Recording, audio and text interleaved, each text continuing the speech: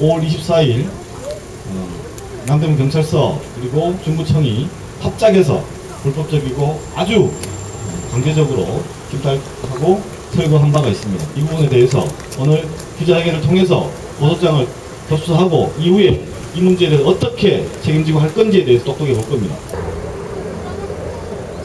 어찌 이럴 수가 있을까?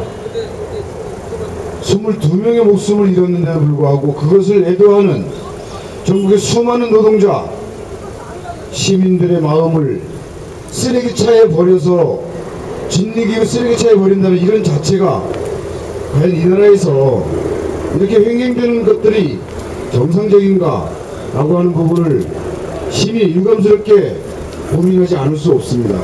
이 만행을 저지르는 남대문서 경찰서, 남대문 경찰서 그들과 함께하는 그 세력들에 대해서 우리는 엄중하게 경고하는 바이고, 우리는 이것을 묵과할 수 없기에 오늘 이렇게 기자회견을 통해서 고소고발을 할 수밖에 없음을 알려드린 바입니다. 사실 이번 침탈 전에도 수많은 살인적인 침탈이 있었습니다. 그때 구청 직원에게 강력하게 항의하던 한 여성이 이야기하였습니다. 전직 대통령은 안 되고, 전직 대통령은 되고 노동자는 안 돼 라고 울부짖었습니다. 누구는 우리가 왜 이렇게 하찮은 존재처럼 여겨져야 되냐고 서러운 눈물을 흘리지만, 저는 오히려 자본이 국가가 무엇이 무서운지를 똑똑히 보여주는 증거라고 생각합니다. 2009년도 쌍용차 파업은 국가기관의 집단적인 폭력으로 물들었습니다. 그런데 그런 일이 얼마 전에 또 발생했습니다. 22명의 노동자들이 희생을 추모하며 대한문 앞에서 추모 집회를 진행하고 있었는데, 경찰이 무려 중구청과 경찰이 2차례에 걸쳐서 불법적으로 각종 손괴와 폭행 등을 저질렀습니다.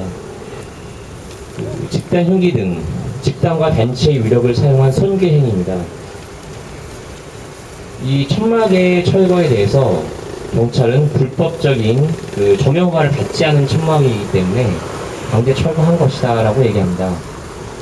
쌍용차 지부는 적법한 절차에 따라서 천막을 집회 물품에 포함시켜서 집회 신고를 했고, 48시간 동안 경찰은 아무런 보안이나 금지 통보가 없었습니다.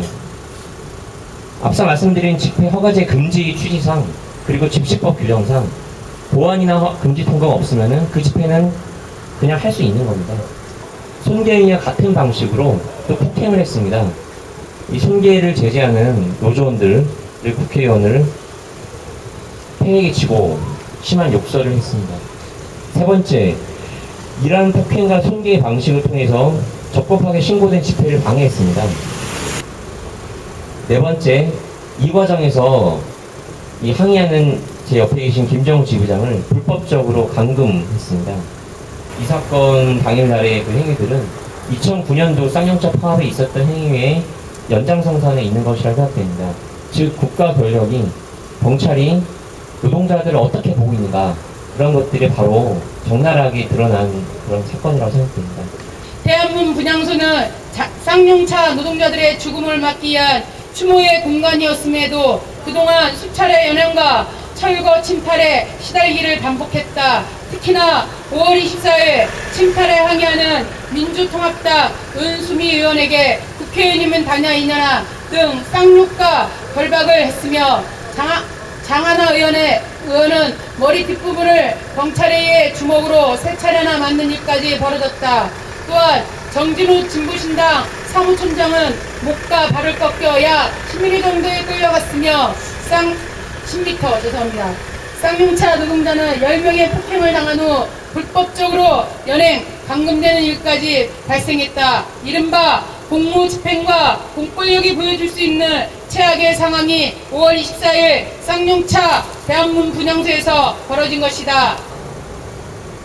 대한문 쌍용차 분향소는 경찰과 구청에 의해 침탈과 철거의 대상이 아닌 시급히 문제를 풀어야 하는 매듭의 성격임을 분명히 알아야 할 것이다.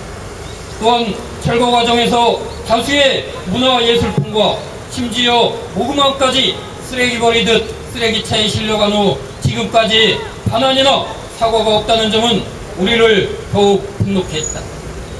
범국민대책위원회는 5월 24일 대한문 쌍용차 분향소 불법 침탈과 철거의 책임을 물어 남대문 경찰서 이철구 서장과 경비과장 최성영, 형사과 강력 4팀장 문정업, 서울 중구청장 최창식, 중구청 건설관리과장 김병규, 중구청 관리과 간호정비팀장 이병목 등 국민을 고소한다.